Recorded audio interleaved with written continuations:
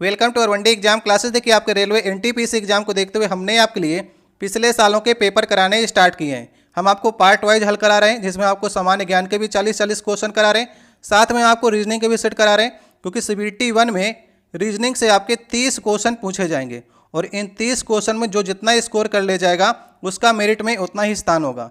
ये हमारा रीजनिंग का 5वां वीडियो होगा। इसके पहले हमने आपको इसी प्रकार के 4 वीडियोज कराए हैं, जिसे आप लोग प्ले जा करके वहाँ पर से देख सकते हैं। तो कमेंट बॉक्स में आप लोग लिखिएगा क्या आप लोग इन पिछले साल के पेपर में से 30 क्वेश्चन में से 25 क्वेश्चन को सही कर पा रहे हैं कि नहीं, इसे आप कमेंट बॉक्स में बता सकते हैं। तो चलिए स्टार्ट करते हैं हम लोग पहले क्वेश्चन से। आज का देखिए पहला क्वेश्चन है, उस विकल्प का आपको चयन करना है जो निश्चित तरीके से निम्नलिखित संख्याओं के साथ में संगत हो। मतलब यहाँ पर आपको 3 संख्याएं दी गई हैं, 361, 729, 841। तो इसी के संगत आपको इन 4 ऑप्शन में से एक संख्या का चुनाव करना है। तो चलिए सबसे पहले एक बार आप लोग प्रयास कर लीजिए। यहाँ पर देखिए लिखा गया है 361। 361 को आपको देख के समझ में आ रहा होगा ये किसका स्क्वायर होता है, ये होता है 19 का स्क्वायर। और 729 किसका स्क्वायर होता है, 729 जो है ये 27 का स्क्वायर होता है। और 841 किसका स्क्वायर होता है, 841 जो है ये 29 का स्क्वायर होता है। तो यहाँ पर 3 जो आपको पद दिए गए हैं वो स्क्वायर के रूप में रखे गए हैं। तो हमारा नेक्स्ट जो संगत पद होगा वो भी एक प्रकार का स्क्वायर ही होगा। तो अभी ऑप्शन को देख लेते हैं। 216 किसी के स्क्वायर होता है, नहीं होता है, क्योंकि 216 जो है ये 6 का क्यूब होता है। 512 जो है ये 8 का क्यूब होता है। 343 जो है ये 7 का क्यूब होता है। 529 यहाँ पर लिखा गया है, 529 जो है ये 23 का स्क्वायर है। तो स्क्वायर वाले को हमको संगत तरीके से रखना है, तो सही ऑप्शन होगा लास्ट वाला। ऊपर तीनों क्यूब के रूप में लिखे गए हैं, तो हमको संगत देखने के लिए लास्ट वाले ऑप्शन को सही करना पड़ेगा। तो इस प्रकार के आपको समझ करके क्वेश्चनों को करना है। अगर आपको वीडियो अच्छा लगे तो वीडियो को लाइक कर दीजिएगा। अगर आप लोग पहली बार चैनल पर आए चैनल को सब्सक्राइब कर दीजिएगा और बगल में लगे बेल आइकन को दबा लीजिएगा, ताकि नेक्स्ट वीडियो की नोटिफिकेशन जो है वो आपके पास पहुँचती रहे। अब नेक्स्ट देखिए हमारा दूसरा नंबर क्वेश्चन है। दी गई जानकारी को आपको ध्यानपूर्वक पढ़ना है और प्रश्न का आपको उत्तर देना है। तो 6 दोस्त हैं, प्रीति, कमल, रोहित, स्वीटी, मीनू और उमेश, जिन्हें वृत्त के केंद्र की ओर मुख करके आपको बैठाना है।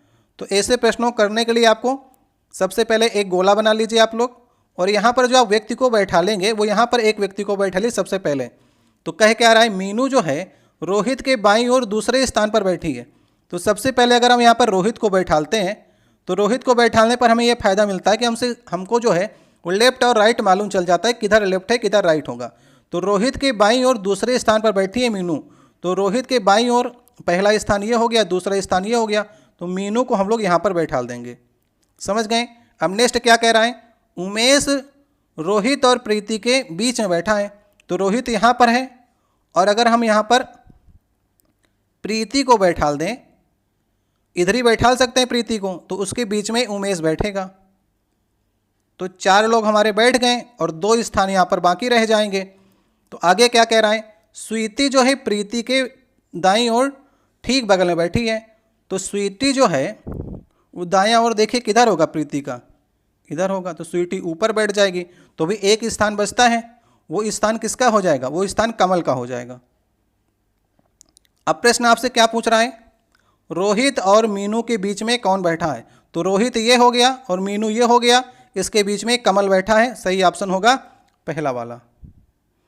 तो ये पहला वाला ऑप्शन हो जाएगा। तो इस प्रकार से आपको देख करके ही प्रश्न को समझना होगा।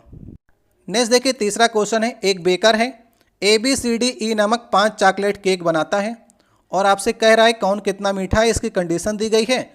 और प्रश्न आपसे पूछ रहा है कौन सबसे ज़्यादा मीठा है, इसको आपको बस निकालना है। तो जो कंडीशन दी गई है हम लोग उनको एक बार देख लेते हैं। यहाँ पर लिखा गया है जो D केक है वो B जितना मीठा नहीं है, तो B ज़्यादा मीठा होगा D से, ये हमको मालूम चल गया।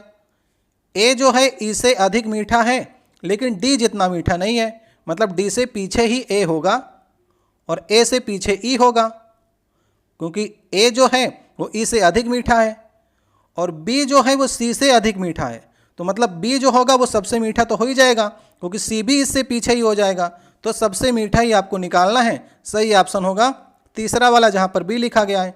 इसमें आप इन्हें क्रम से नहीं लगा पाएंगे, इसमें आप सबसे मीठा वाले को ही आंसर आपको निकालना पड़ेगा, वही आपसे पूछ भी रहा है। तो ऑप्शन नंबर तीसरा इसका सही होगा। अब नेक्स्ट देखिए चौथा नंबर क्वेश्चन है, दी गई जानकारी को आपको ध्यानपूर्वक पढ़ना है और जो रैंक कह रहा है विद्यालय की उसके अनुसार आपको सेट करना है। तो यहाँ पर आपको छः जो हैं छात्र दिए गए हैं, PQ, RS, T और U। एक विद्यालय में शीर्ष 6 रैंक धारक हैं, मतलब कि अगर हम रैंक को लिखें यहाँ पर 1 rank, 2 rank, 3 rank, 4 rank, 5 rank और 6, तो इनमें आपको सेट करना है कौन किसकी रैंक है। फिर आपसे प्रश्न पूछ रहा है कि इनमें से 5वीं रैंक किसकी है, आपको बताना होगा। तो चलिए जो कंडीशन दी गई है उसको हम लोग देख लेते हैं। क्यू की रैंक जो है R और S के रैंक के बीच में है और क्यू की रैंक चौथी है, तो क्यू को हम चौथे नंबर पर रख लेंगे।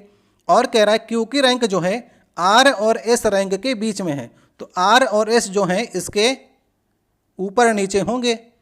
अगर आप S को नीचे रखेंगे ना तो ऊपर आगे की जो कंडीशन है वो फॉलो नहीं होगी, क्योंकि उसमें लिखा गया है T जो है वो निम्नतम रैंक पर है, तो T जो है 6वीं रैंक पर होगा और T और S के बीच में 2 छात्र हैं। अगर आप S को यहाँ पर रखेंगे ना तभी इन दोनों के बीच में 2 छात्र होंगे। अगर आप S को यहाँ पर R की जगह पर रख लेंगे तो R, S और T के बीच में 2 छात्र नहीं होंगे, तो ये आपको देखना पड़ेगा। U की रैंक जो है P की रैंक के ठीक ऊपर है, तो U हमारा ऊपर होगा और P उसके नीचे होगा। तो अब हमको मालूम चल गया कि पहली रैंक जो आई है वो U की आई है, फिर P की, फिर S की, Q, R और T। आपसे पूछ क्या रहा है 5वीं रैंक किसकी है, तो 5वीं रैंक जो है वो R की है, तो R जो है आपके A ऑप्शन में रखा गया है, तो A ऑप्शन जो होगा वो इसका सही ऑप्शन होगा। तो इस प्रकार से आपको ये क्वेश्चनों को बनाना होता है। अब नेक्स्ट देखिए 5वां नंबर क्वेश्चन है, एक विशिष्ट कूट भाषा में काकरोच इज इंसेक्ट को आपको इस प्रकार से लिखा जाता है। इंसेक्ट आर स्पेसीज को इस प्रकार से लिखा जाता है और इज काकरोच स्पेसीज को इस प्रकार से लिखा जाता है। तो आपको बताना है स्पेसीज इंसेक्ट का कोड क्या होगा, ये आपको डिसाइड करना है। तो सबसे पहले यहाँ पर आप स्पेसीज को देख लीजिए और इंसेक्ट को देख लीजिए कि ये कहाँ पर कॉमन मिल रहे हैं। देखिए कॉमन यहाँ पर इंसेक्ट है और दूसरे वाले पद में आपको इंसेक्ट जो है वो कॉमन नज़र आ रहा है और कोई दोनों इनमें कॉमन नहीं है, तो इसका मतलब इनके जो कोड होंगे वो भी कॉमन होंगे। तो इंसेक्ट का जो कोड आ जाएगा वो देखिए कॉमन कोड होगा। यहाँ पर देखिए MR यहाँ पर आपको कॉमन नज़र आ रहा है और MR दोनों पर आ रहा है, तो MR जो कोड होगा वो कॉमन कोड होगा इन दोनों में से। अब यहाँ पर हम लोग क्या कर लेते हैं, स्पेसीज का देख लेते हैं कि स्पेसीज का जो कॉमन है कोड वो कितना है। स्पेसीज देखिए यहाँ पर भी आ रहा है और यहाँ पर भी आ रहा है, इन दोनों में आ रहा है स्पेसीज। इनके कॉमन जो कोड हैं वो यहाँ पर देखिए क्या लिखे गए, FL यहाँ पर भी आ रहा है और FL यहाँ पर भी आ रहा है, तो FL यहाँ पर स्पेसीज का कोड हो गया। तो MR और FL कहाँ पर लिखा गया है, ये लास्ट वाले ऑप्शन में लिखा गया है। तो इस प्रकार से आपको कॉमन जो कोडिंग है उसको समझ करके ये क्वेश्चनों को करना होता है। नेक्स्ट देखिए 6वां क्वेश्चन है, उस संख्या का आपको चयन करना है जो प्रश्नवाचक चिन्ह की जगह पर आएगी। तो ये सीरीज आपको आगे बढ़ानी है। 125 लिखा गया है, 125 नज़र आ रहा है कि ये 5 का क्यूब होता है। 216 नज़र आ रहा है आपको, तो ये आपका 6 का क्यूब होता है। 343 जो है ये 7 का क्यूब होता है। तो नेक्स्ट पद में आपको 5, 6, 7, 8 का क्यूब रखना पड़ेगा। तो 8 का क्यूब क्या होता है, 512 होता है, तो उसी के अनुसार जो है संख्या बढ़ेगी। तो सही ऑप्शन कौन सा हो जाएगा, सही ऑप्शन हमारा पहला नंबर हो जाएगा। अब नेक्स्ट देखिए 7वां नंबर क्वेश्चन है, नीचे आपको 4 जो हैं अक्षर समूह दिए गए हैं, 3 किसी न किसी तरह से संगत हैं और 1 असंगत है। तो असंगत की आपको पहचान करनी है। तो इस प्रकार के प्रश्नों में आपको चारों विकल्प को चेक करना होता है, तभी आप आंसर निकाल पाएंगे। यहाँ पर देखिए QSU लिखा गया है ना, तो इसकी आप नंबरिंग देख लीजिए कि अल्फ़ाबेट में क्या नंबरिंग होती है। Q का स्थान होता है 17वां, S का स्थान होता है 19वां और U का स्थान होता है 21वां। तो कुछ आपको समझ में आ रहा है, 17 से 19 हुआ, 19 से 21 हुआ, इसका मतलब कि इन दोनों में 2 की बढ़ोतरी हो रही है। नेक्स्ट देख लेते हैं X, Z और C। X का स्थान जो होता है वो 24 होता है और Z का स्थान 26 होता है और C का स्थान 3 होता है। तो 24 से 26 में 2 बढ़ा और 26 से अगर 3 आ रहा है, मतलब कि 3 स्थान जो आगे बढ़ रहा है, तो यहाँ पर 2 और 3 की बढ़ोतरी हो रही है। एक और चेक कर लीजिए CEH। C का स्थान देखिए 3 होता है, E का स्थान जो होता है वो 5 नंबर पर और H जो होता है वो 8 नंबर पर होता है। इसका मतलब 3 से 5 हुआ तो मतलब 2 आगे बढ़ा, 5 से 8 हुआ इसका मतलब 3 आगे बढ़ा। तो ये पद जो है आपके 2, 3 से बढ़ रहे हैं, इसका मतलब जो ऑप्शन नंबर 1 है वो हमारा असंगत की ओर जा रहा है, क्योंकि ये जो है इसमें जो लेटर्स हैं वो 2 से आगे बढ़ रहे हैं, जबकि हमको बी वाले ऑप्शन में और सी वाले ऑप्शन में पहले 2-3 से बढ़ा है और तीसरा वाला भी 2-3 से बढ़ रहा है और ना लास्ट वाला भी 2-3 से ही बढ़ेगा। इसे चेक कर लीजिएगा। तो असंगत जो हमको समझ में आ जाएगा वो 3 को ही चेक करने पर आ जाएगा। तो इसलिए पहला वाला ऑप्शन जो होगा वो सही ऑप्शन होगा। अब नेक्स्ट देखिए 8वां क्वेश्चन है, कथन निष्कर्ष से क्वेश्चन आया है और कथन यहाँ पर आपको 4 दिए गए हैं, 1 2 3 4। तो चलिए जैसा कथन कह रहा है हम लोग वैसा वेन आरेख को बनाएंगे और फिर निष्कर्ष निकालने का प्रयास करेंगे। कथन में आपको कह रहा है कोई जो नीला है वो काला नहीं है, तो कोई नीले का जो गोला होगा हम लोग काले के साथ में अटैच नहीं करेंगे। कोई नीला काला नहीं है, ठीक है, हो गया। अब क्या कह रहा है, कोई काला सफ़ेद नहीं है, तो कोई काला सफ़ेद नहीं है तो सफ़ेद को भी अलग रख लेते हैं। नेक्स्ट क्या कह रहा है, कुछ सफ़ेद स्लेटी हैं, तो कुछ जो सफ़ेद का गोला होगा वो हम स्लेटी के साथ में जो है अटैच कर देंगे, ये अटैच कर दिए। और सभी स्लेटी हरे हैं, तो सभी स्लेटी का जो गोला होगा वो हरे के अंदर होगा। तो ये हमारा जो वेन आरेख है ये मोटा मोटा खींच करके सामने आ गया है। अब निष्कर्ष देख लेते हैं। कुछ हरे काले नहीं हैं, कुछ जो हरे हैं वो काले नहीं हैं, ये बात बिल्कुल सही है। वो कुछ हरे के गोले के साथ में काला का गोला जो है अटैच नहीं है, इसलिए कुछ हरे काले नहीं हैं। कुछ सफ़ेद हरे हैं, कुछ सफ़ेद का गोला जो हरे के साथ में अटैच है, तो कुछ सफ़ेद हरे हैं, ये बात बिल्कुल सही है। सभी हरे स्लेटी हैं, सभी हरे स्लेटी हैं, ये बात गलत है। कुछ हरे जो हैं वो स्लेटी हैं, सभी हरे स्लेटी नहीं हैं, कुछ। तो इसमें पहला निष्कर्ष और दूसरा निष्कर्ष ही सही है। तो ऑप्शन नंबर कौन सा सही होगा, ऑप्शन नंबर हमारा लास्ट में देखिए लिखा गया है ना, केवल 1 और 2 ही पालन करते हैं। तो इस प्रकार के कथनों को बना लीजिए, फिर वेन आरेख बनाइए, फिर देख लीजिए कौन सा जो कथन के आरेख हमारा वेन आरेख बना हुआ है वो कथन के अनुसार जो है निष्कर्ष हमारा निकल रहा है। नेक्स्ट देखिए 9वां नंबर क्वेश्चन है, दिए गए विकल्पों में से आपको असंगत विकल्प का चुनाव करना है। तो असंगत के लिए मैंने आपको बताया कि असंगत का चुनाव करने के लिए आपको चारों विकल्पों को चेक करना होता है। जैसा कि यहाँ पर लिखा गया है C 18 और O, तो C का अल्फ़ाबेट में जो स्थान होता है वो तीसरा होता है और O का स्थान होता है 15। तो अगर आप इन दोनों स्थानों को जोड़ें तो 15 3 18 वो आपको बीच में यहाँ पर लिखा गया है, समझ गए। नेक्स्ट को हम लोग चेक कर लेते हैं। B का स्थान होता है दूसरा और J का स्थान होता है 10वां। अगर 10 और 2 को जोड़ेंगे तो बीच वाला आपको मिल जाएगी संख्या, तो 12। तो ये तो एक तरह से चल रहे हैं। अभी हम लोग तीसरे को चेक करते हैं, K और L। K का स्थान होता है 11वां, L का स्थान होता है 12वां। इन दोनों को जोड़ेंगे तो 23 क्या आपको प्राप्त हो रहा है, बिल्कुल सही, हमको 23 प्राप्त हो जा रहा है। ये तीनों संगत हैं, एक ही बचता है, ये गलत भी होगा। देख लेते हैं इसको। B का स्थान दूसरा होता है और U का स्थान होता है 21वां। तो 21 2 यहाँ पर 23 होना चाहिए था, जबकि यहाँ पर 20 लिखा गया है। तो ये असंगत होगा, क्योंकि 3 जो है एक पैटर्न को फॉलो कर रहे हैं ऊपर वाले और एक जो है इस पैटर्न को फॉलो नहीं कर रहा है। तो सही ऑप्शन हमारा लास्ट वाला हो जाएगा। नेक्स्ट देखिए 10वां नंबर क्वेश्चन है, यदि प्लस का अर्थ आप डिवाइड कर लें, माइनस का अर्थ जो है प्लस कर लें, मल्टीपल को माइनस कर लें और डिवाइड को मल्टीपल कर लें, तो ये समीकरण को आपको हल करना है। तो इसके लिए आपको जल्दी से आप चिन्हों को बदल लीजिए, जैसा कह रहा है 48 लिखिए यहाँ पर। भाग को क्या कह रहा है, भाग को मल्टीपल कर लीजिए और माइनस को क्या कह रहा है, प्लस कर लीजिए और प्लस को कह रहा है कि भाग कर लीजिए और मल्टीपल को कह रहा है कि माइनस कर लीजिए। तो अभी इसको आपको सॉल्व करना है। सबसे पहले आप बोर्ड मास का इसमें नियम लगाएंगे, तो सबसे पहले आपको इसमें भाग को हल करना पड़ेगा। ये बन जाएगा 1 और फिर आप मल्टीपल करेंगे 48 से 6 में, तो ये बनेगा 288 और 288 प्लस 1 माइनस 2, तो मतलब ये -1 बनेगा। 288 में से 1 चला जाएगा, 287 इसका आंसर आ जाएगा। तो इसमें जो जिसका कैलकुलेशन जितना तेज होगा उतनी तेज़ी से वो आंसर निकाल सकता है। सही ऑप्शन तीसरा नंबर ऑप्शन। अब नेक्स्ट देखिए 11 नंबर क्वेश्चन है। यहाँ पर कथन और धारणा आपको दी गई है। तो कथन और धारणा के क्वेश्चनों में आपको कथन को ध्यान से पढ़ना होता है।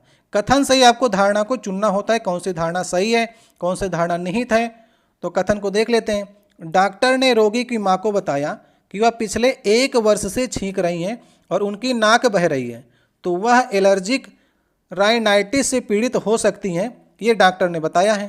तो अभी धारणा को देख लेते हैं। धारणा में लिखा गया है, बहुत कम बीमारियों में लंबे समय तक छींकने और नाक बहने जैसे लक्षण दिखाई देते हैं। तो बहुत कम बीमारियों में नहीं, सिर्फ और सिर्फ जो है वो राइनाइटिस के लक्षण ये हो सकते हैं। तो पहली धारणा हमारी गलत हो गई। लंबे समय तक छींकना और नाक बहना एलर्जिक राइनाइटिस के लक्षण हैं, ये बात बिल्कुल सही है, क्योंकि यहाँ पर सिर्फ इसी की चर्चा की जा रही है।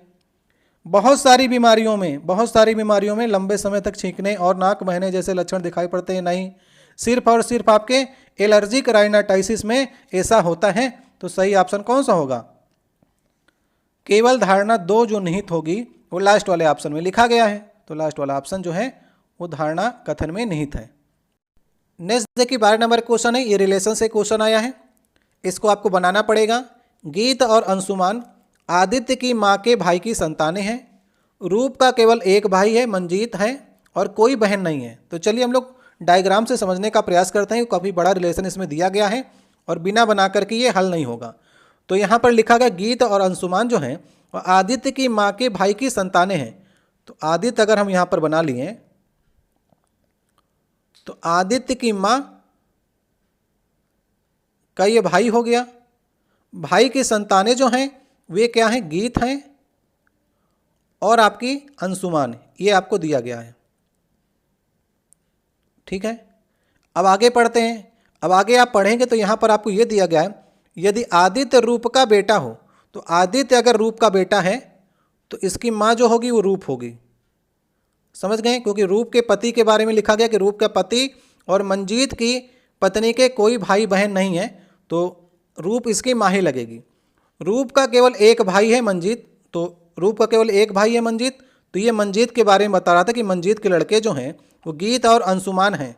नेक्स्ट में कह रहा है आयुष्मान राजकुमार का बेटा है। तो आयुष्मान अगर राजकुमार का बेटा है और आयुष्मान रंजीत का पिता है, तो आयुष्मान जो होगा वो मंजीत का पिता होगा, तो एक जनरेशन ऊपर रख लेंगे। और कह रहा है आयुष्मान राजकुमार का बेटा है, तो राजकुमार एक जनरेशन और ऊपर जाएगा। कोई मतलब नहीं है, प्रश्न का उत्तर इससे कोई लेना देना नहीं है। प्रश्न में पूछ रहा सिर्फ ये रहा है, तो मंजीत का गीत से क्या संबंध होगा? मंजीत क्या लगेगा गीत का? तो मंजीत जो है फादर लगेगा। को गीत जो है इसके 2 लड़के हैं, गीत और अंशुमान, और कह रहा है ना कि रूप के पति और मंजीत की पत्नी के कोई भाई बहन नहीं है, और रूप का केवल एक ही भाई है मंजीत। तो अगर एक ही भाई मंजीत है तभी तो यहाँ पर लिखा गया ना गीत और अंशुमान आदित्य की माँ के भाई की संतानें हैं। और यदि आदित्य रूप का बेटा है तो रूप का भाई जो होगा वो मंजीत होगा, और मंजीत की संतानें होंगी गीत और अंशुमान। तो गीत लगेगी उसकी लड़की या लड़का जो भी नाम होगा, लेकिन मंजीत तो पिता लगेगा ही लगेगा। तो सही ऑप्शन कौन सा हो जाएगा? सही ऑप्शन इसमें से पहला वाला ऑप्शन हो जाएगा। अब नेक्स्ट देखिए 13 नंबर क्वेश्चन है, कथन निष्कर्ष से ये भी क्वेश्चन आया है आपका। कथन में लिखा गया है कुछ लड़कियां लड़के हैं। तो कुछ लड़कियां अगर लड़के हैं तो हम लोग लड़कियों का जो गोला होगा, कुछ लड़कियों का गोला लड़कों के साथ में अटैच करा देंगे। तो ये कंडीशन हो गई जो कह रहा है। नेक्स्ट कह रहा है कोई लड़का आलसी नहीं है। तो कोई लड़का आलसी नहीं है, तो आलसी का गोला जो है आप अलग बना दीजिए। अब क्या कह रहा है, निष्कर्ष देख लेते हैं। कुछ लड़कियां आलसी हैं। कुछ लड़कियां आलसी हैं, ये आप नहीं समझ में आ रहा है कि हैं कि नहीं है, इसके बारे में कथन में कोई चर्चा नहीं की गई है। कुछ लड़कियां आलसी नहीं हैं, कुछ लड़कियां आलसी नहीं है, ये बात बिल्कुल सही है। कुछ लड़कियां आलसी हैं क्योंकि आलसी गोला तो हमने अलग बना दिया, और कुछ लड़कियां आलसी नहीं हैं, कुछ तो लड़के हैं और कुछ जो बची वे आलसी नहीं है। ये तो हमको डायग्राम से समझ में आ ही रहा है, इसलिए सही ऑप्शन कौन सा होगा? सही ऑप्शन होगा केवल दूसरा ही निष्कर्ष जो है वो पालन करेगा कथन के अनुसार। नेक्स्ट देखिए 14 नंबर क्वेश्चन है। यहाँ पर आपको उस संख्या का चयन करना है जो प्रश्नवाचक चिन्ह की जगह पर आ सकती है, मतलब आपको नेक्स्ट पद बताना है।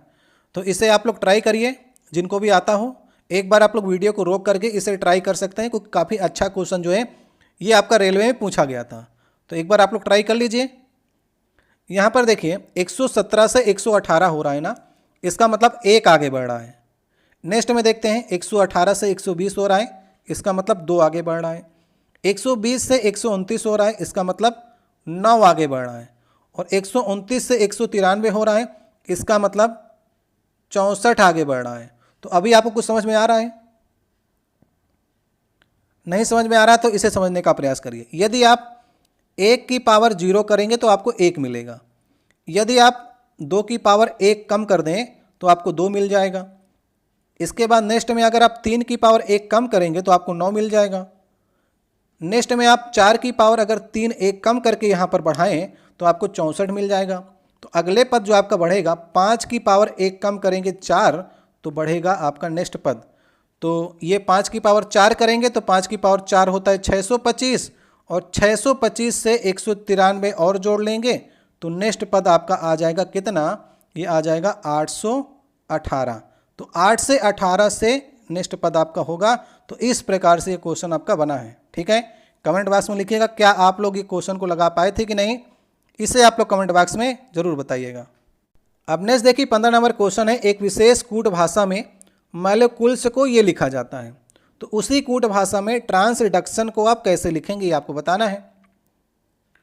अब यहाँ पर आपको इनके लेटर देखने पर यह मालूम चल रहा होगा कि यहाँ पर देखिए लास्ट में एस है और एस से ही ये स्टार्टिंग कर रहा है। इसका मतलब पहले तो आप एस को लिख लीजिए, फिर उसके बाद इसका तीसरा जो लेटर पीछे से है एल, उसको बगल में लिख लीजिए। देखिए एल को बगल में लिख लिया और बीच वाले लेटर को ई को तीसरे नंबर पर कर दीजिए। तो इसके स्थान में सिर्फ परिवर्तन किया है, तो इसने 3-3 लेटर के ग्रुप बना करके ये आपस में चेंजमेंट किया है। तो वैसे हम लोग ट्रांसडिक्शन में करेंगे। सबसे पहले हम यहाँ पर एन लिख लेते हैं, लास्ट वाला लेटर लिख लेते हैं। उसके बाद इसका तीसरा जो पीछे से उसको लिख लें, आई लिख लें, और बीच वाले को ओ को लिख देते हैं। तो एन आई ओ से जहाँ पर भी स्टार्टिंग हो रही हो उसे आप लोग सही कर दीजिए, बाकी को मिलाने की आवश्यकता नहीं है। तो इसमें सिर्फ एक ही ऑप्शन में लिखा गया है, तो एक में मिला दीजिए। आगे वाले भी आप मिला सकते हैं समय अगर आपके पास है तो, नहीं तो आंसर आ रहा है तो आगे बढ़ जाइए। नेक्स्ट देखिए 16 नंबर क्वेश्चन है। उस पद का आपको चयन करना है जो प्रश्नवाचक चिन्ह की जगह पर आ सकता है। तो यहाँ पर चौथा आपको पद बताना है। तो ये तो सिंपल सा क्वेश्चन है, 1 यहाँ पर है, 3 यहाँ पर है, 5 यहाँ पर है, तो नेक्स्ट पद तो 7 होगा। 7 तो चारों ऑप्शन में दिया गया है, इससे कोई मतलब ही नहीं निकला। जेड का स्थान देखिए होता है 26 नंबर पर, और एक्स का स्थान जो होता है वो 24 होता है, और वी का स्थान होता है 22। इसका मतलब ये है कि ये 2-2 पीछे की ओर घटा रहा है। तो 22 से अगर आप 2 पीछे करेंगे तो आपको मिलेगा 20, और 20 जो है अल्फ़ाबेट में किसका स्थान होता है, वो होता है टी का। तो 7T जो है वो सही आप करेंगे। तो कौन सा ऑप्शन सही होगा, इसका पहला वाला ऑप्शन सही हो जाएगा। नेक्स्ट देखिए 17 नंबर क्वेश्चन है। दी गई जानकारी के अनुसार जो है आपको प्रश्न का उत्तर देना है। एक सुनार के पास जो है सोने के 5 नग हैं PQRST, जिसमें से प्रत्येक का वजन जो है भिन्न भिन्न है। तो आपको इसको कंडीशन को फॉलो कराना है सोने के नग में, और बताना है कि सोने का नग का वजन इनमें से सबसे हल्का किसका है, ये आपको बताना है। तो चलिए देख लेते हैं क्या क्या कंडीशन आपको दी गई हैं। यहाँ पर दिया गया है टी के बारे में। टी का वजन एस से 3 गुना है, एस से 3 गुना है।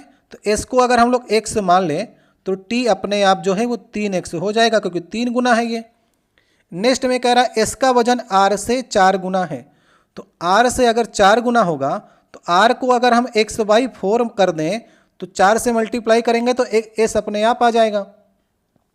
नेक्स्ट में क्या कह रहा है, आर का वजन क्यू से आधा है। तो अगर हम यहाँ पर क्यू लिखें, आर का वजन क्यू से आधा है, इसका मतलब कि x/2 अगर क्यू होगा तो आर अपने आप इसका वजन आधा होकर के x/4 हो गया। नेक्स्ट में कह रहा है क्यू का वजन जो है वो p से आधा है। तो अगर यहाँ पर p लिखेंगे हम, तो p अगर x होगा तो x का आधा जो होगा वो q होगा। तो इस प्रकार हमने इसको लगा लिया।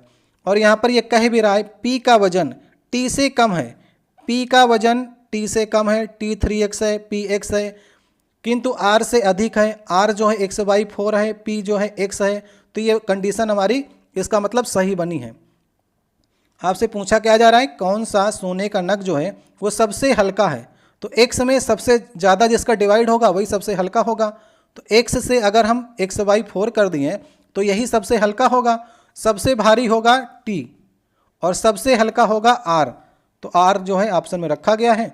किस ऑप्शन में रखा गया है, दूसरे वाले में। तो दूसरा वाला ऑप्शन सही हो जाएगा।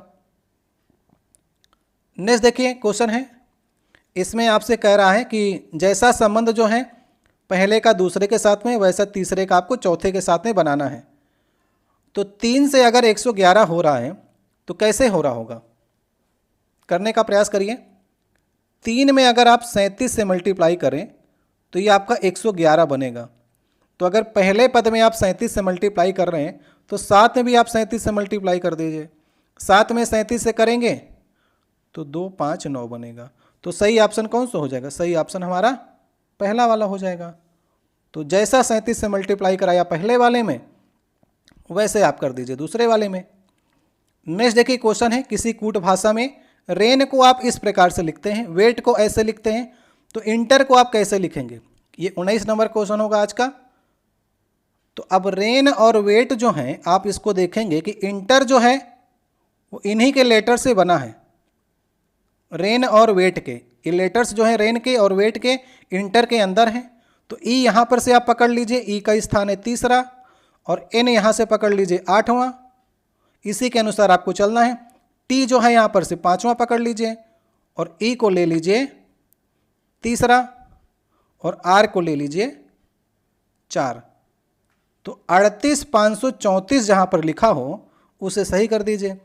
जल्दबाजी में आप देखिए 35,384 या फिर 38,543 भी कर सकते हैं, इसलिए ये क्वेश्चन के ऑप्शन में थोड़ा से आपको डिफरेंस करके दिया गया है कि एग्जाम में आप गलती करें, लेकिन ये गलती आपको नहीं करनी है। नेक्स्ट देखिए क्वेश्चन है, DW आपको दिया गया है, FU दिया गया है, HS दिया गया है, तो नेक्स्ट पद आपको बताना है। ये 20 नंबर क्वेश्चन होगा आज का। तो D से अगर आप F की ओर जा रहे हैं, तो D से F की ओर जा रहे हैं तो 2 की बढ़ोतरी हो रही है, ठीक है। F से H की ओर जा रहे हैं तो 2 की बढ़ोतरी हो रही है। तो पहला जो लेटर है वो 2 से आगे बढ़ रहा है, तो H से अगर आप 2 आगे बढ़ाएंगे तो आपको मिलेगा J। तो J से स्टार्टिंग आपको करनी होगी, वो तो 2 ऑप्शन में रखा गया, B वाले में भी D वाले में भी, तो हमको दूसरा लेटर मिलाना पड़ेगा। W से देखिए U हो रहा है, W होता है 23वें स्थान पर, U होता है 21वें स्थान पर। इसका मतलब जो है दूसरा जो लेटर है वो -2 से घट रहा है। और U से देखिए S हो रहा है, U होता है 21वें नंबर पर, S होता है 19वें नंबर पर, ये भी 2 से घटा है। तो नेक्स्ट जो पद होगा S से आप 2 घटा दीजिए, S होता है 19 नंबर पर और Q होता है 17 नंबर पर। तो J और Q वाला जो पद होगा वही नेक्स्ट पद आएगा। तो सही ऑप्शन कौन सा हो जाएगा? सही ऑप्शन हमारा दूसरा नंबर हो जाएगा। अगला क्वेश्चन देखिए हमारा है 21 नंबर, आय का निम्नलिखित में से कौन सा विकल्प के साथ वही संबंध है जो व्यय का EMI के साथ में है? EMI आप देते हैं तो आपके जेब से व्यय होता है, तो आय कैसे होती है? आय होती है जब आपको वेतन मिलता है तो आय होती है, और जब EMI आप भरते हैं तो व्यय होता है। तो यही रिलेशन है, तो ए वाला ऑप्शन होगा। नेक्स्ट देखिए क्वेश्चन है, धातु का इनमें से किस विकल्प के साथ में वही संबंध है जो आमलेट का अंडे के साथ में है? तो जैसे अंडे से आमलेट बनता है वैसे धातु के बारे में आप देखिए कि अयस्क से धातु निकलती है। अंडे से आमलेट बनता है तो अयस्क को हम लोग निष्कर्षण करके उससे धातु निकालते हैं। बाकी ये तीनों तो धातु दी गए हैं तो इससे तो कोई संबंध नहीं होगा। अयस्क से हम लोग धातु निकालेंगे, वैसे अंडे से आमलेट बनता है। तो अयस्क से धातु, अंडे से आमलेट। नेक्स्ट देखिए हैं, इसमें आपको जो प्रश्नवाचक चिन्ह बीच में रखा गया है इसको बताना है कैसे आगे बढ़ रहा है। अगर यहाँ पर आप संख्या वाले पद को हल कर ले जाएंगे तो आप आसानी से इसका आंसर को निकाल सकते हैं। तो संख्या वाला पद यहाँ पर आप हल कर लीजिए, मुझे लग रहा है ये ज़्यादा आसानी से आप इसे हल कर सकते हैं। तो यहाँ पर देखिए लेटर्स वाले ये हो गए, और अगर न्यूमेरिकल की बात करेंगे तो 3 है, 8 है, 8 से 33, 33 से 53। तो यहाँ पर हमको ये समझ में आ रहा है कि 3 है यहाँ पर और ये 8 है, यहाँ पर का आपको पद निकालना है, ये 33 हो गया और ये हो गया 53। कुछ समझ में आ रहा है? पहले बढ़ा है देखिए 5 से और लास्ट में बढ़ रहा है यहाँ पर 20 से। इसका मतलब अगर हम इसे 10 से आगे बढ़ा दें और नेक्स्ट वाला 10 से 15 आगे बढ़ेगा तभी तो ये नेक्स्ट वाला 15 से 20 आगे बढ़ेगा। तो यहाँ पर अगर हम 8 से अगर 10 आगे बढ़ाएंगे तो आपको मिलेगा 18। तो 18 वाला आप यहाँ पर से सही करके आंसर को निकल सकते हैं। यह बहुत आसान तरीका है इसे हल करने का, ठीक है। तो बीच वाला आपने निकाल लिया और लेटर्स को भी देख लीजिए ना, ए से वाई हो रहा है तो इसका मतलब पहले जो है वो 2 घट रहा है, और वाई से अगर आप देखें तो यहाँ पर भी आप कुछ घटाना पड़ेगा, क्योंकि यहाँ पर आपको लास्ट पद देख लीजिए, ये ओ से जी देख लीजिए। ओ से अगर आप जी यहाँ पर देखेंगे तो ओ का स्थान होता है 15 और जी का स्थान जो होता है वो 7 नंबर पर होता है। तो 8 घट रहा है, इसका मतलब नेक्स्ट जो आपके पद चलेंगे ये 2 से घटेगा, फिर 4 से घटेगा, फिर 6 से घटेगा। तो इस हिसाब से चलेगा। तो पहला लेटर जो है 2, 4, 6, 8 से घटेंगे। दूसरा मैंने आपको बता दिया कि न्यूमेरिकल वैल्यू जो है 5, 10, 15, 20 से आगे बढ़ रही है। फिर इसके बाद ए से ई हो रहा है, मतलब कि 4 आगे बढ़ रहा है। और लास्ट वाले को देखिए एम से क्यू हो रहा है, तो एम होता है हमारा 13 नंबर पर, क्यू होता है 17 पर, मतलब कि इसमें भी 4 बढ़ रहा है। तो सब में 4 4 बढ़ेगा। समझ गए? तो और भी आप मिला लीजिएगा, लेकिन मैंने आपको आसान तरीका बता दिया है कि अगर आप नंबर को अगर मिला ले जाएंगे तो आप आंसर को जल्दी पा जाएंगे। नेक्स्ट देखिए 24 नंबर क्वेश्चन है। ABCDEF जो है 6 मित्र हैं जो कि पाठ्यक्रम में GHIJKL नामक पुस्तकों में से किसी एक पुस्तक को पढ़ रहे हैं। तो आप लोग इसे सॉल्व करिए, हम भी आपके साथ लगाना स्टार्ट करते हैं। कौन जो मित्र हैं कौन सी पुस्तक पढ़ रहे हैं, इससे लगाने के लिए सबसे पहले आप क्या करिए, ABCDEF इस प्रकार से लिख लीजिए। जो जौन सी पुस्तक पढ़ रहा होगा उसके सामने हम लोग रखते हुए चलेंगे। जैसा कि यहाँ पर लिखा गया है, सबसे सीधा संबंध यहाँ पर लिखा गया, F जो है वो H नामक पुस्तक को पढ़ रहा है। तो F अगर H नामक पुस्तक को पढ़ रहा है तो F के सामने हम लोग H को रख देंगे। समझ गए? अब आगे कंडीशन को देखते हैं। A और B जो हैं, A और B ये दोनों ये क्या कर रहे हैं, G, J और L नामक पुस्तक को नहीं पढ़ रहे हैं। ठीक है, नहीं पढ़ रहे हैं। और एक कंडीशन और दी गई है, B, C और D जो हैं, B, C और D जो हैं ये I और L नामक पुस्तक को भी नहीं पढ़ रहे हैं। तो अभी आपके बात ये समझ में आ गई कि हमारा जो B है, B के बारे में देखिए। B जो है वो G पुस्तक को भी नहीं पढ़ रहा है, J को भी नहीं पढ़ रहा है, L को भी नहीं पढ़ रहा, I को भी नहीं पढ़ रहा। तो इतनी पुस्तकों को अगर B नहीं पढ़ रहा है, 4 पुस्तकों को ये नहीं पढ़ रहा है, 5वीं पुस्तक H पढ़ रहा है, तो टोटल हमारे पास 6 ही पुस्तक हैं। तो B को मजबूरी में K पढ़ना पड़ेगी। ठीक है, तो B के सामने आपने K को रख दिया। और आपको एक बात नजर आ रही होगी कि अगर A और B जो है L नहीं पढ़ रहे हैं और B, C, D भी L नहीं पढ़ रहे हैं, तो L कौन पढ़ेगा, L पुस्तक पढ़ेगा E वाला। तो ये डिसाइड हो गया। अब यहाँ पर 3 पुस्तकें पढ़ी जा चुकी हैं। K को B पढ़ लिया, L को E पढ़ लिया और F ने H पुस्तक पढ़ लिया। 3 पुस्तकें हमारी पढ़ गई।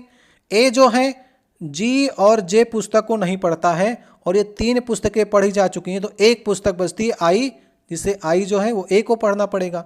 तो A कौन सी पुस्तक पढ़ता है, यही तो आपसे पूछ रहा था। तो सही ऑप्शन हमारा I हो जाएगा। I पुस्तक को पढ़ेगा A। C और D के बारे में आप नहीं बता सकते कि वो G और J में से कौन सी पुस्तक पढ़ेंगे, इसलिए इनसे क्वेश्चन नहीं बनता। क्वेश्चन आपसे बनेगा जो आप सॉल्व कर सकते हैं। तो सही ऑप्शन इसमें से लास्ट वाला हो जाएगा। नेक्स्ट देखिए 25 नंबर क्वेश्चन है। जीन और कैथरीन जो हैं वो सिंड्रेला की मौसी हैं। चार्ल्स सिंड्रेला का पति है। इसाबेला चार्ल्स की सास की माँ है। तो इसाबेला का जीन से क्या संबंध हो गई आपको बताना है। तो रिलेशन के काफ़ी क्वेश्चन आ रहे हैं, इनको आपको डायग्राम बना लेंगे तो आपको आसानी होगी लगाने में, क्योंकि आपके संबंध के क्वेश्चन काफ़ी घुमा देता है। जैसे यहाँ पर लिखा गया जीन और कैथरीन जो हैं वो सिंड्रेला की मौसी हैं। तो अगर सिंड्रेला की ये मौसी होंगी जीन और कैथरीन, इसका मतलब सिंड्रेला की माँ जो हैं ये माँ हो गई। उनकी बहनें जो होंगी जीन और कैथरीन बहनें होंगी, तभी तो मौसी लगेंगी सिंड्रेला की। नेक्स्ट आगे क्या कह रहा है, चार्ल्स सिंड्रेला का पति है। तो चार्ल्स जो होंगे वो सिंड्रेला के पति हो जाएंगे। अगर चार्ल्स से पति हो गए तो इसाबेला चार्ल्स की सास की माँ है। तो इसाबेला जो होंगी चार्ल्स की सास जो लगेंगी वे लगेंगी सिंड्रेला की माँ, और चार्ल्स की सास की माँ है ना, तो सास की माँ मतलब एक जनरेशन और ऊपर जाइए। तो इसाबेला ये हो गई। अभी क्या पूछ रहा है आपसे, इसाबेला का जीन से क्या रिलेशन होगा। तो इसाबेला का जीन से, तो इसाबेला की 3 पुत्री होंगी, एक सिंड्रेला की माँ, एक जीन और एक कैथरीन। तो इसाबेला क्या लगेगी, जीन की माँ लगेगी। समझ गए? तो सही ऑप्शन कौन सा होगा, सही ऑप्शन इसमें से पहला वाला ऑप्शन हो जाएगा। तो इस प्रकार से आपको रिलेशन को देखना है। नेक्स्ट देखिए 26 नंबर क्वेश्चन है। दिए गए विकल्पों में से असंगत का आपको चुनाव करना है। तो चांदी, एल्युमिनियम और प्लेटिनम ये सभी धातुएं हैं, और धातु ये तो असंगत हो गया भाई, धातु को रखना चाहिए था, धातु इसने नाम ही रख दिया। तो असंगत कौन सा होगा, असंगत हमारा चौथा। नेक्स्ट देखिए 27 नंबर क्वेश्चन है। JQM का निम्नलिखित में से उस विकल्प के साथ में वही संबंध है जो संबंध CEA का EHC के साथ में है। तो इसको संबंध देख लेते हैं कि क्या संबंध है। C देखिए, C से E हो रहा है, इसका मतलब कि 2 आगे बढ़ रहा है। E से H हो रहा है, इसका मतलब 3 आगे बढ़ रहा है। A से C हो रहा है, इसका मतलब फिर 2 आगे बढ़ रहा है। मतलब ये सीरीज जो आगे बढ़ रही है +2, +3 और +2 से आगे बढ़ रही है। तो वही रिलेशन हमको भी JQM के साथ में करना है। J से अगर आप 2 आगे बढ़ाएंगे तो आपको L मिलेगा। Q से आपको 3 बढ़ाना है, Q हमारा होता है 17, 17 3 20, 20 नंबर पर T होता है। तो ये ऑप्शन नंबर A की ओर जा रहे हैं। तो 2 3 2 से बढ़ा लीजिए। आंसर तो आपको पहले लेटर से देखने को नजर आ रहा है। अब देखिए नेक्स्ट हमारा 28 नंबर क्वेश्चन है। कथन में कहा गया है, एक उपन्यास संपादक ने अपने क्लाइंट को बताया, महोदया आपकी पुस्तक के नवीनतम संस्करण में हमने पुस्तक के कवर पर आपके नाम की स्पेलिंग गलत मुद्रित कर दी है, हमें अत्यंत अफसोस है। ये कथन में लिखा गया है। तो धारणा क्या कह रही है, पुस्तक के कवर पर लेखक का सही नाम मुद्रित करना महत्वपूर्ण है। ये बात तो सही है, अगर गलत मुद्रित करना होता तो अफसोस क्यों करता। तो ये तो बात सही है। पुस्तक के कवर पर लेखक का सही नाम मुद्रित करना अधिक महत्वपूर्ण नहीं है। भाई महत्वपूर्ण है तभी तो बता रहा है कि गलत हो गई है, हमें अफसोस है, तो महत्वपूर्ण तो है ही है ना। तो कथन नंबर 1 या फिर धारणा नंबर 1 जो है वो कथन के अनुसार पालन करेगी। सही ऑप्शन होगा इसका दूसरा वाला ऑप्शन। नेक्स्ट देखिए 29 नंबर क्वेश्चन है ये। किसी कूट भाषा में इसको इस प्रकार से लिखा जाता है, गेस्ट को ऐसे लिखा जाता है, तो एलियन को आप कैसे लिखेंगे। तो इसे समझने के लिए सबसे पहले आप पहले वाले को देख लीजिए कि C से देखिए A हो रहा है, C से A हो रहा है, इसका मतलब कि -2, 2 की कमी हो रही है। और U से देखिए V हो रहा है, U से V हो रहा है, इसका मतलब कि 1 बढ़ रहा है। M को देख लीजिए, M से देखिए K हो रहा है, इसका मतलब फिर से -2, तो ये सीरीज आगे बढ़ रही है, -2 +1 -2 +1 से ये सीरीज आपकी आगे बढ़ रही है। इस प्रकार आप समझ गए। तो गेस्ट को भी मिला लीजिए, ये भी इसी प्रकार से है। तो हम लोग एलियन को हल कर लेते हैं। तो A से अगर आप 2 पीछे जाएंगे तो A से 2 पीछे जाने पर आपको Y मिलेगा, और Y से स्टार्टिंग सिर्फ एक ही ऑप्शन की हो रही है। सही करिए पहले वाले ऑप्शन को और बढ़ जाइए आगे। L में आपको 1 आगे बढ़ाना पड़ेगा, दूसरे पद में अगर आपको 1 आगे बढ़ाना है तो आपको A मिल जाएगा। तो चेक कर लीजिए, आगे भी हमको मिल रहा है। तो ज़्यादा करने की आवश्यकता नहीं है, जहाँ से आपको आंसर मिले वहाँ से आप आगे बढ़ते रहिए और समय की अपनी बचत करते रहिए। तो ये हमारा 30 नंबर क्वेश्चन होगा, आज का लास्ट क्वेश्चन है। इस सेट में 30 क्वेश्चन आपके CBT 1 में जो हैं वो रीजनिंग के पूछे जाएंगे। तो इन 30 प्रश्नों में आपने कितने क्वेश्चन को हल किया, इसे आप कमेंट बॉक्स में बता सकते हैं। ये क्वेश्चन मैं आपके लिए छोड़े जा रहा हूँ। सैनिक जो है जैसे युद्ध टैंक से संपर्क रखते हैं, मुझे सैनिक का आपको बताना है। ये 4 ऑप्शन से है, थोड़ा समझ कर करिएगा, गलत भी आप इसमें कर सकते हैं। तो आपने इस सेट से देखने को आपको ये मिला कि सीटिंग अरेंजमेंट आपको अच्छी करके चलनी है NTPC CBT 1 में, और जो सीरीज के क्वेश्चन हैं वो भी आपको देख करके चलने हैं। इनसे ढेर सारे क्वेश्चन बन रहे हैं। सीरीज के क्वेश्चन इसलिए देता है, सीटिंग अरेंजमेंट के इसलिए देता है ताकि टाइम आपका जो है लॉस हो। इसलिए प्रैक्टिस करके आपको अभी से जानी है कि कम से कम अगर सीटिंग अरेंजमेंट के 5 क्वेश्चन आते हैं और अगर आपको समझ में आता है तो आप 4 क्वेश्चन कर ले जाएं, और छोड़ने लायक हो तो 1 छोड़ दीजिएगा, बाकी आप सभी को कर सकते हैं। इतने कोई कठिन क्वेश्चन नहीं थे जो हमने आपको करके दिखाए भी हैं। तो आप लोग कमेंट बॉक्स में लिखिएगा, क्या आप लोग इन 30 प्रश्नों में से 25 क्वेश्चन तक बना पा रहे हैं कि नहीं। एक अच्छे स्टूडेंट 25 तक बनाएंगे, अगर आप मीडियम हैं तो आप 20 से 22 तक भी सही कर सकते हैं। और एग्ज़ाम आते आते हम आपको 30 में 30 करना बता देंगे कि कैसे आपको 30 में 30 सही करना है। ये हमारा रीजनिंग का देखिए 5वां वीडियो था। इसके पहले भी हमने आपको इसी प्रकार के 4 वीडियोज कराए, उन्हें आप लोग प्लेलिस्ट में जाकर के वहाँ पर से देख लीजिएगा। पिछले बार NTPC का CBT 1 में आपके 10+2 का और आपका ग्रेजुएट का दोनों का एक ही पेपर हुआ था जो हम आपको पेपर करा रहे हैं। तो ये 10+2 का भी लेवल है।